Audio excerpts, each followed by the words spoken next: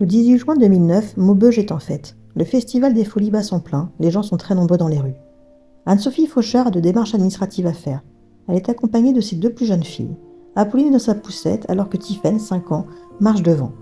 Anne-Sophie la quitte brièvement des yeux et la petite fille disparaît mystérieusement. Après plus de 30 minutes de recherche, la jeune mère se rend au commissariat pour déclarer la disparition de sa fille. Dès l'annonce de cette disparition, d'importants moyens de recherche sont mobilisés, la Sambre est sondée, les policiers explorent les environs en vain. Tandis que le dispositif de recherche s'étend, le domicile d'Anne-Sophie Faucheur et de son compagnon Nicolas Villot est perquisitionné. Rapidement, le différend familial entre la mère et le père de Tiffaine se dessine. Anne-Sophie Faucheur et François Taton deviennent parents à 17 et 18 ans de Caroline. Un an plus tard, elle donne naissance à Tiffaine. Anne-Sophie, qui ne désirait pas cet enfant, ne se comporte pas en mère alors qu'elle est très fusionnelle avec sa fille aînée.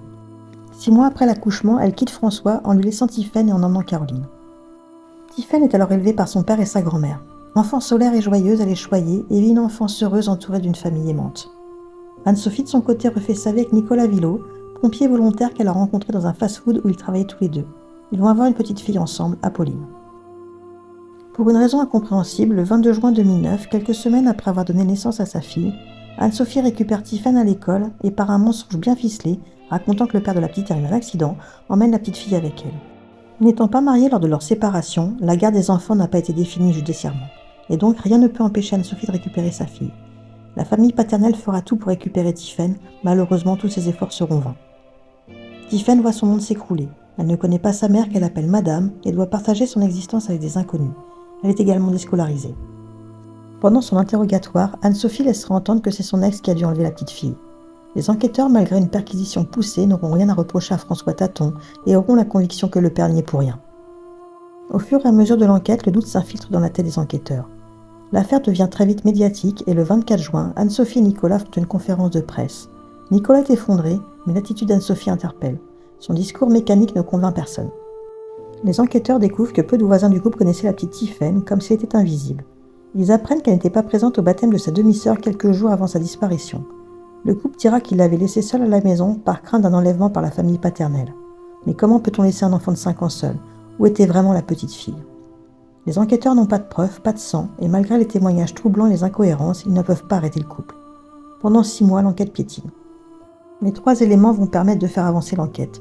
Le 17 juin, soit un jour avant la disparition de Tiffaine, les enquêteurs ont visionné des vidéos de surveillance d'un fast-food où toute la famille dîne et où Tiffaine est la seule absente.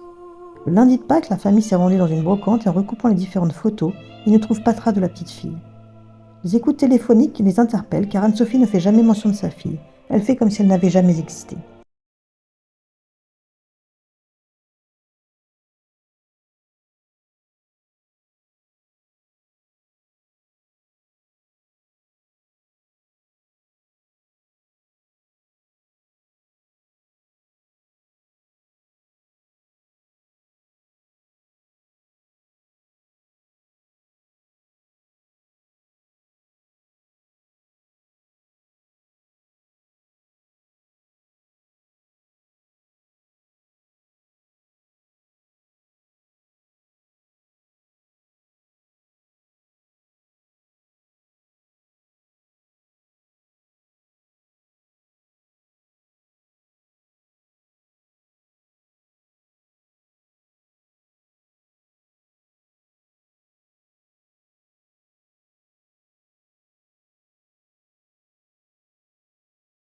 Une fois leur méfait accompli, ils retournent regarder tranquillement la télévision.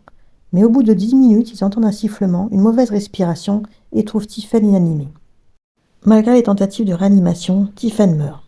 Nicolas dissimule le corps nu dans la cave. Il y restera 8 jours avant d'être enterré dans une forêt dans la banlieue de Charleroi en Belgique. Les enquêteurs apprennent que la petite a été maltraitée depuis son arrivée chez sa mère. Les punitions et les privations de repas se muent rapidement en coups de plus en plus violents. Punition régulière, coup de ceinturon, la petite est attachée à la cave dans le noir pendant des heures. Tiffaine est devenue le punching ball de sa mère qui déverse ses frustrations sur elle. Anne-Sophie et Nicolas sont mis en examen et accusés d'homicide volontaire et violence aggravée sur mineurs de moins de 15 ans. Ils encourent la réclusion criminelle à perpétuité. Sur les indications de Nicolas, la dépouille de Tiffaine est retrouvée. Elle a été enterrée à même la terre comme un animal, sans aucun respect pour son petit corps meurtri. L'autopsie révélera que la petite a souffert le martyre. Elle présente une fracture du bassin, de la jambe gauche, du coude. Son os crânien a été fracturé à 2 endroits. Son pubis a été rompu et elle présente une fracture au thorax. La petite Tiphaine est inhumée le 29 décembre 2009 au cimetière de Mont-Saint-Barru. Le procès de ses bourreaux débute en janvier 2013 devant la cour d'assises de Douai. Anne-Sophie se qualifie de monstre mais refuse de présenter ses excuses, arguant que ses actes sont impardonnables. Son beau-père prétend lui avoir voulu faire le bonheur de la fillette. L'enquête psychologique décrira Anne-Sophie comme une femme machiavélique, froide, sadique et perverse. On explique le passage à l'acte par le désir inconscient de punir le père en tuant son enfant. Les deux seront condamnés à 30 ans de prison, dont 20 ans de sûreté. François Taton a récupéré la garde de sa fille aînée, Caroline. La plus petite a été placée en famille d'accueil. N'oublions jamais que Tiphaine est morte seule, dans la souffrance, loin des siens de ceux qui l'aimaient. Cette affaire nous rappelle combien il est important d'être vigilant et de signaler toute situation de maltraitance. La disparition de Tiphaine a laissé une cicatrice profonde dans le cœur de toute sa famille.